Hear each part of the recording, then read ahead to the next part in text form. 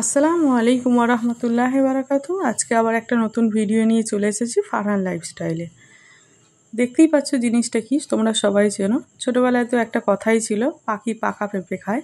তো সেই পেঁপে মাখার গল্প নিয়ে চলে এসেছি আজকের ভিডিওতে। ফারহানের একটা বন্ধু ছিল, ওর মা আমাকে অনেক দিন ধরেই বলছিল ওদের বাড়ি যাওয়ার কথা। তো আমার সময় হচ্ছিল না বলে আমি আর যেতে পারিনি।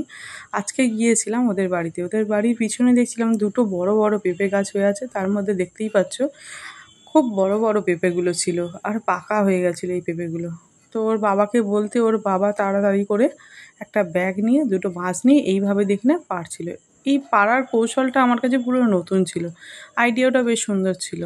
বলছিল পাকা পেঁপে নিচে পড়ে গেলে তো থিতলে যাবে, আর এর যে আঠাটা আছে এই আঠাটা নাকি খুব সাংঘাতিক, চোখে মুখে পড়লে নাকি দাগ করে দেবে, সেই জন্য ওনারা এইভাবে নাকি পারে। তো ওর বউ ওকে খুব হেল্প করছিল দুজনে। তারপরে আমাকে একটা এই বড় পাকা পেঁপেটা দিয়েছিল, আমি হাফ নিচেই দিয়ে এসেছিলাম আর হাফটা উপরে নিয়ে এসেছি, কারণ এটা আজকে টাটকা পেঁপে, একদম দেশি পেঁপে মাখিয়ে খাবো।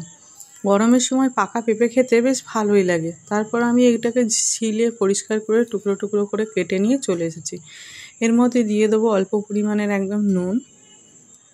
পেঁপেটা কাটার সময় না একটা কি সুন্দর ঘ্রাণ বেরোচ্ছিল, মানে ঘ্রাণটা এত সুন্দর যে টাটকা জিনিসের বেরোয় আমার কোনো দিন জানা ছিল না। তারপরে এর মধ্যে দিয়ে দিয়েছি গোলমরিচের গুঁড়োটা। এবার এর ওপর থেকে আমি ছড়িয়ে দেবো জিরে মরিচের গুঁড়ো।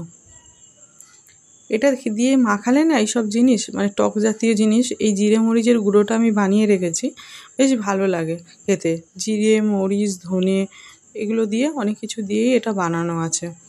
তো সেটারও একদিন একটা রেসিপি তোমাদের মানে দেখিয়ে দেবো, ভিডিওটা কিভাবে বানাতে হয়। তো এইভাবে পুরো মাখিয়ে নিয়েছিলাম। আমি হাফটা মাখিয়েছিলাম তিনজন খাবো বলে, আমি ফারহানের পাপা। তো পেঁপেটা এত মিষ্টি ছিল, ওর পাপা আমাকে বলছিল পেঁপেটা সত্যি খুব মিষ্টি, মানে দেশি জিনিসের যে এত টেস্ট হয় তোমাদের কি বলবো।